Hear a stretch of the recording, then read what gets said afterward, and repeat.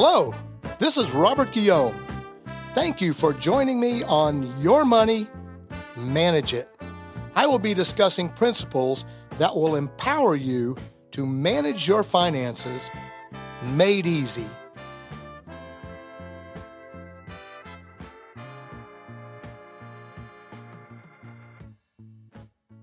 Hello and happy holidays. The next couple of podcasts, we will be discussing some financial scenarios that might help you as you move into the new year. Today, we're going to discuss 3 financial indicators that banks will take a look at, especially if you're applying for a mortgage loan or another type of loan that the banks will need some information. Those 3 aspects we will discuss today are net worth, your monthly debt to income ratio, and your credit score. 3 very important indicators. Let's begin by simply discussing net worth. And what is net worth? How do you figure it? Well, first of all, your net worth financially is figured in a simple process. It is, quite honestly, just done by taking your total value of your assets and then subtracting your total liabilities. Now, let's define each of those. What defines your financial assets? Such things as cash on hand, the value currently in your checking account or savings account, and I know those may vary a little bit, but a basic value of what is currently in each account.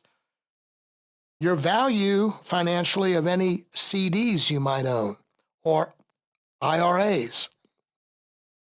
The value of any investments, such as a 403B or 401K, or any annuity investments you might have, or any bonds you might have, or such investments as those. The market value, and I say the market value of a home, is an asset. The market value of your vehicles, the market value of other property, such as land, the market value of personal property. Perhaps you have some valuable jewelry or artwork, such as that. Cash value in your life insurance can be considered a financial asset. And then you may have other assets that are not mentioned this time. So those are your financial assets. Now, what defines your financial liabilities? Such things as the loan balance on your mortgage, a liability. The loan balance on vehicle loans, liability.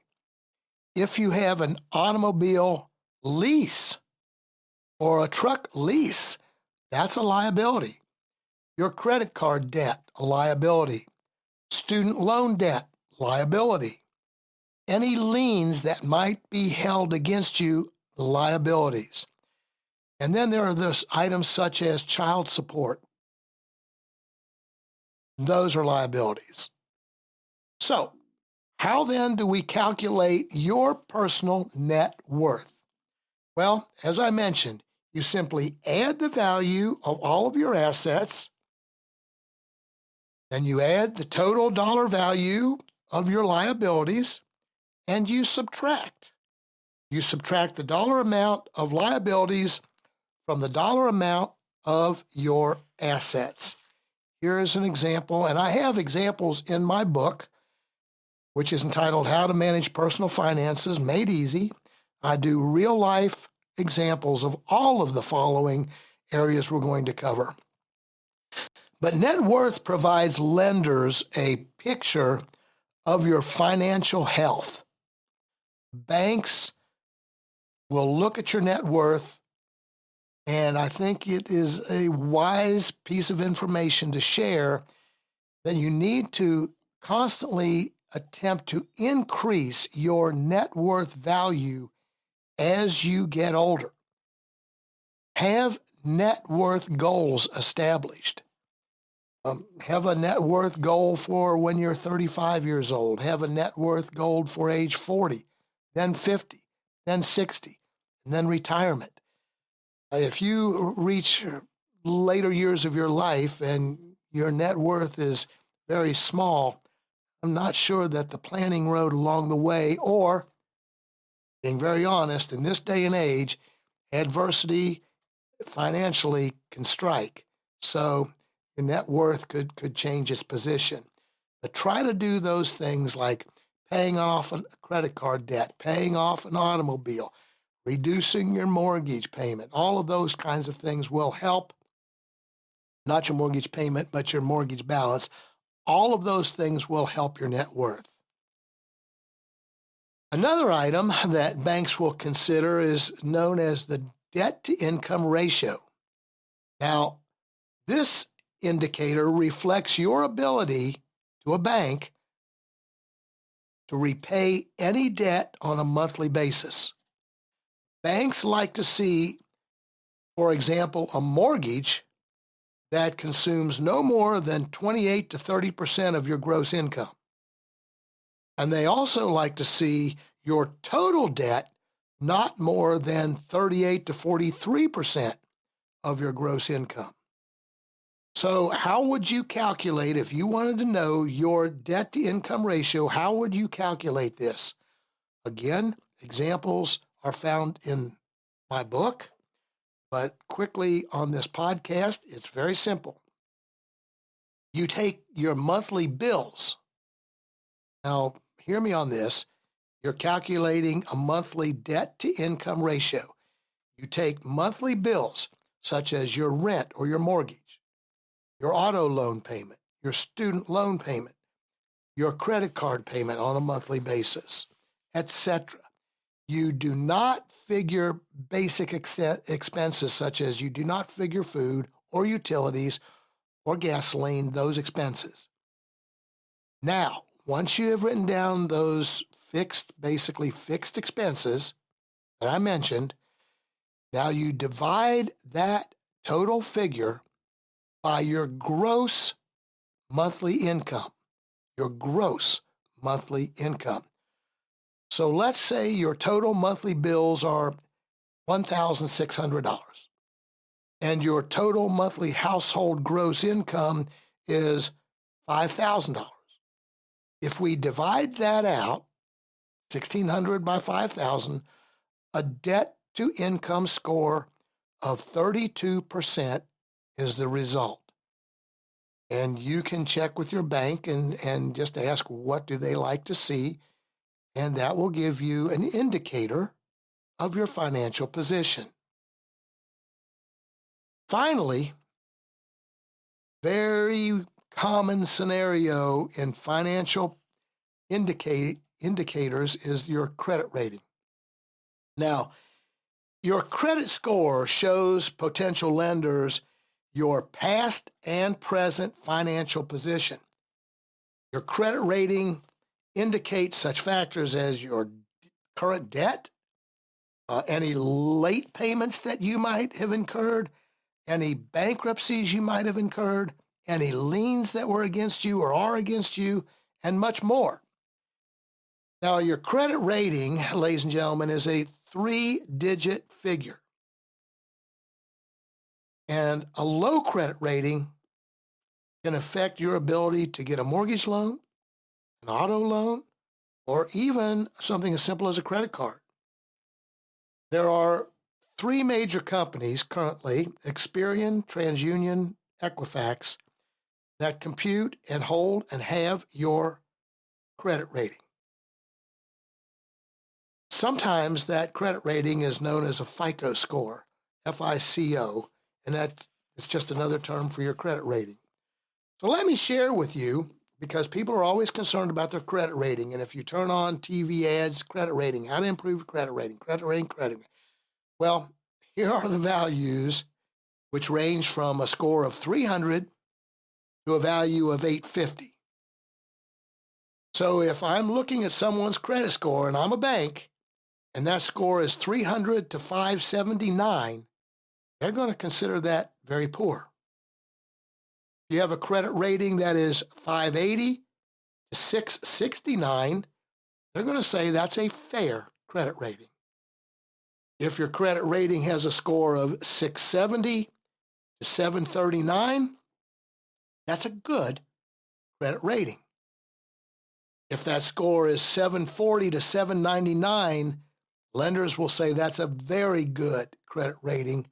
And if it's 800 to 850, that is exceptional.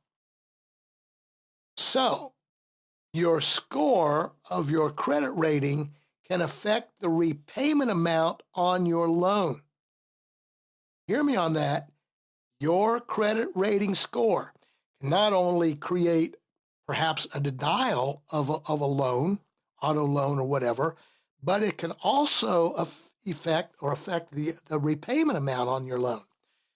For example, an individual with an excellent credit score, they have a mortgage loan with a 5.49 rate of interest and a payment of $851 per month.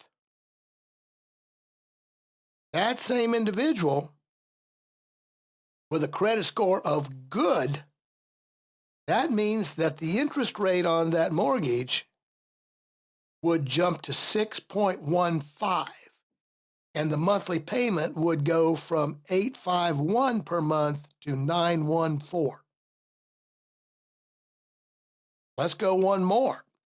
If the individual going for that mortgage loan has a credit score that's fair, that would mean a jump in the interest rate on that mortgage to 9.29%, and their mortgage payment a month would be $1,238. So, ladies and gentlemen, that even if your credit is not denied, a poor credit rating can affect how much you're going to pay or repay on the loan. Now, what factors can hurt your credit score? Many individuals do not realize that carrying multiple credit cards can hurt your credit score. I say that because every credit card has a spending balance. You can spend $10,000 or $15,000 or whatever on this credit card. And each card has a balance of potential spending. That can go against, because it's a potential loan. It's a potential debt. So it can go against you. Late payments, please avoid late payments. Stay current. That will affect your credit rating. As obviously, not paying bills will affect your credit rating. Now, having an account canceled or charged off by a company, that will affect negatively a credit rating. If you've ever been taken to collections, a negative reflection on your score. If you have defaulted or have liens against you or bankruptcy against you or foreclosures against you or legal judgments against you, that will negatively affect your credit rating. And know this, if you max out credit cards, basically you have maxed out a loan. That will go against your score. Now, one thing about credit cards that most people don't realize, sometimes closing out a credit card, especially if it has a balance on it, can negatively affect your credit score. Now, on the flip side, ladies and gentlemen, if you wish to improve your score, here's some things you can do. First of all, contact one of the companies that would be carrying your credit score and ask for a report. They will send you a report of your entire credit history, and that would be really valuable to look at and be sure that all that information is correct, because sometimes it's not, and you need to then work to get those aspects of your finances corrected so it's not reflected in your credit score or in their information. Realize this: delinquent payments on a credit report will stay on that credit report for 7 years. And a bankruptcy can stay on a credit report for up to 10 years. So when a bank or an automobile dealer or someone looks at your credit rating report, that bankruptcy and those delinquent payments and those negative factors could very likely stay on there for multiple years. So, in a quick summary of today's podcast, 3 indicators that lenders will kind of look for in your personal finances. Number 1, your net worth. So do all of the due diligence you can to improve your net worth, the value of who you are financially. If you were to have to cash out today, what is your net worth? What's the value of all of your assets financially versus your liabilities? Secondly, take seriously the calculation of your debt-to-income ratio. That indicator tells lenders what you are capable of doing financially on a monthly basis. Can you handle this automobile loan? Can you handle this mortgage loan? So be able to simply calculate your debt-to-income ratio. Again, I mentioned it on this podcast, but you can also find real-life examples in my book. Finally, do all that you can to have a credit score that is, I would advise, good at the very least.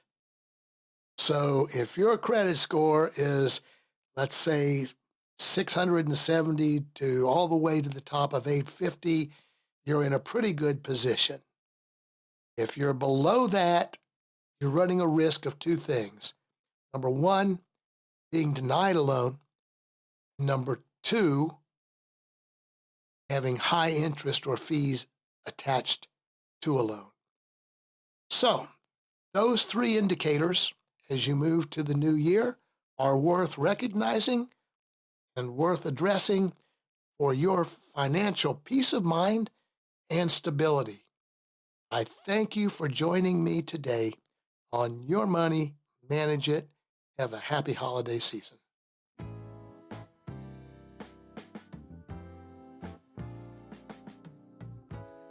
Thank you for joining me on Your Money, Manage It.